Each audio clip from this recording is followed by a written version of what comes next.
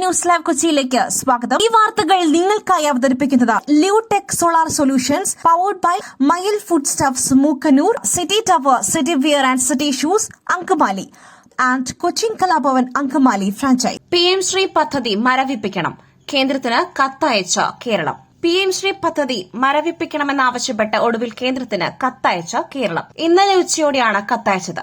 കത്ത് വൈകുന്നതിൽ അതൃപ്തി അറിയിക്കുവാൻ CPI മന്ത്രിമാർ രാവിലെ മുഖ്യമന്ത്രിയെ കണ്ടിരുന്നു. കത്ത് അയക്കുന്നത് വൈകുന്നതിനെതിരെ CPI രംഗത്തെത്തിയിരുന്നു.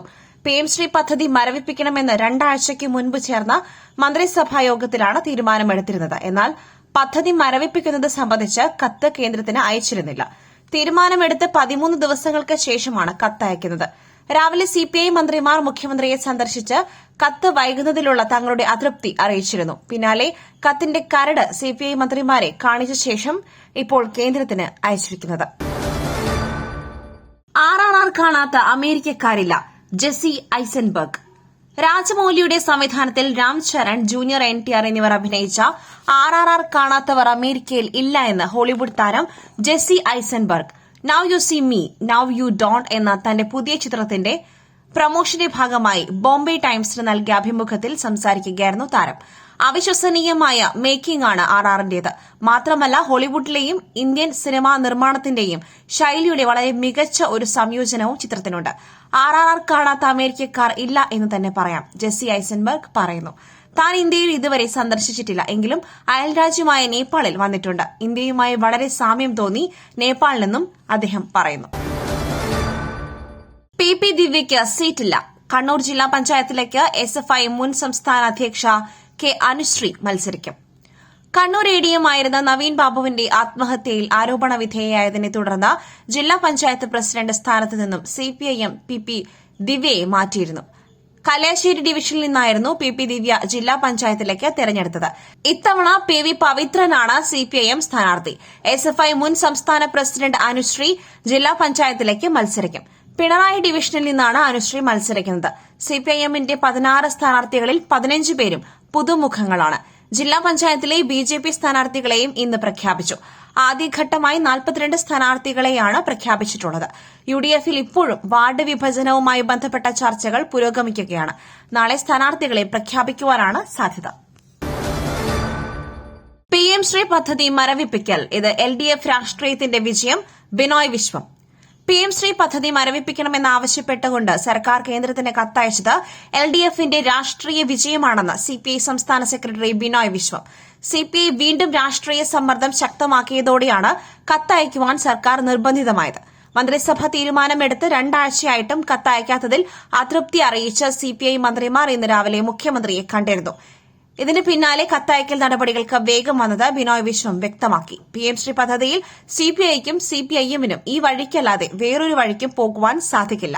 RSSന്റെ വിദ്യാഭ്യാസ രംഗത്തെ നുഴഞ്ഞുകയറ്റത്തിനെതിരായ അജണ്ടയ്ക്കെതിരെയുള്ള വിജയമാണ്. ഇക്കാര്യത്തിൽ LDFൽ എല്ലാവർക്കും അഭിമാനബോധമുണ്ട്. പ്രധാനപ്പെട്ട കാര്യം നടന്നു കഴിഞ്ഞു. ഇനി സബ് കമ്മിറ്റി എല്ലാം അതിന്റെ വഴിക്ക് പോകുമെന്നും അദ്ദേഹം പറഞ്ഞു.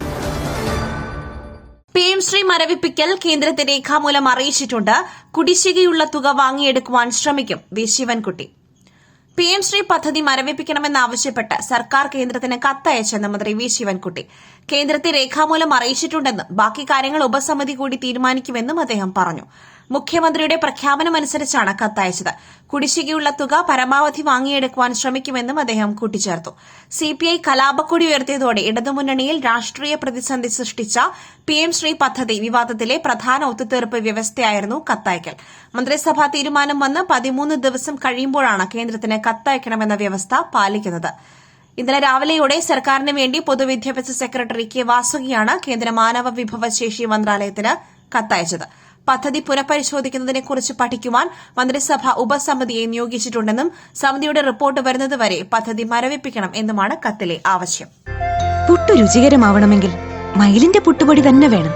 അതിന് ചെമ്പാപ്പുട്ടാണെങ്കിലും അങ്ങനെ തന്നെ. മയിൽ റൈസ് ആൻഡ് ഫുഡ് പ്രൊഡക്ട്സ്, ശ്രേഷ്ഠം സമ്പുഷ്ടം. മൂന്നാറിൽ വീണ്ടും ഓൺലൈൻ ടാക്സി തടയൽ. ഇടുക്കി മൂന്നാറിൽ വീണ്ടും ഓൺലൈൻ ടാക്സി തടഞ്ഞതായി പരാതി.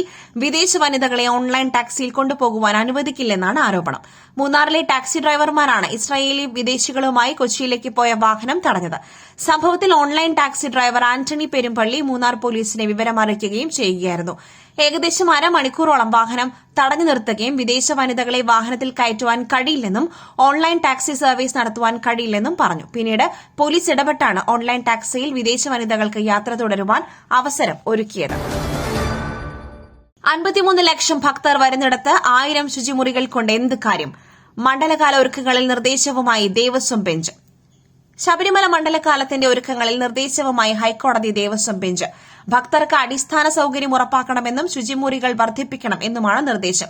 മണ്ഡലകാലം തുടങ്ങുവാൻ ദിവസങ്ങൾ മാത്രം അവശേഷിക്കുകയാണ് ദേവസ്വം ബെഞ്ചിന്റെ നിർദ്ദേശം. ശുചിമുറികളുടെ എണ്ണത്തിലാണ് കോടതി അതൃപ്തി രേഖപ്പെടുത്തിയത്. 53 ലക്ഷം ഭക്തർ വരുന്നിടത്ത് 1000 ശുചിമുറികൾ കൊണ്ട് എന്ത് പ്രയോജനമാണ് ഉള്ളത്? അടുത്ത സീസണിലെങ്കിലും ഇത് വർദ്ധിപ്പിക്കുവാൻ നടപടി വേണമെന്ന് നിർദ്ദേശിച്ചു. അടിസ്ഥാന സൌകര്യങ്ങളില്ലെങ്കിൽ ക്യൂവിന്റെ എണ്ണം കുറയ്ക്കേണ്ടി വരുമെന്നും കോടതി ഓർമ്മിപ്പിച്ചു. 16 വൈകിട്ട് 5 നട തുറക്കുന്നത്. വെർച്വൽ ക്യൂ ബുക്കിംഗിന് പുറമെ വഴിപാടുകൾക്കുള്ള ഓൺലൈൻ ബുക്കിംഗും ആരംഭിച്ചു. തീർത്ഥാടകർക്കായുള്ള അപകട ഇൻഷുറൻസ് ഈ സീസണിലെ പ്രത്യേകതയാണ്. ഓൺലൈനായി 70,000 പേർക്കും തത്സമയ ബുക്കിംഗ് വഴി 20,000 പേർക്കും ഇത്തവണ ദിവസവും ദർശന സൌകര്യം ഒരുക്കും. പമ്പ, നിലയ്ക്കൽ, എരുമേലി, വണ്ടിപ്പെരിയാർ, ചെങ്ങന്നൂർ എന്നിവിടങ്ങളിൽ തത്സമയ ബുക്കിംഗ് കൌണ്ടറുകളും തുറക്കും. സ്ത്രീകൾക്കും കുട്ടികൾക്കും 18ാം പടിക്ക് മുൻപ് നടപ്പന്തൽ മുതൽ പ്രത്യേകം ക്യൂ സംവിധാനവും ദർശനത്തിനായി ഒരുക്കിയിട്ടുണ്ട്. സന്നിധാനത്ത് 24 മണിക്കൂർ പ്രവർത്തിക്കുന്ന സൌജന്യ ഫിസിയോതെറാപ്പി സെന്റർ ഭക്തർക്കായി പ്രവർത്തിക്കും. സന്നിധാനത്തെ ദുർഗന്ധം ഒഴിവാക്കുവാൻ പ്രത്യേക സംവിധാനവും ഈ സീസണിൽ ഒരുക്കിയിട്ടുണ്ട്. മറ്റൊരു വാർത്തയുമായി കണ്ടുമുട്ടുന്നതുവരെ നന്ദി, നമസ്കാരം.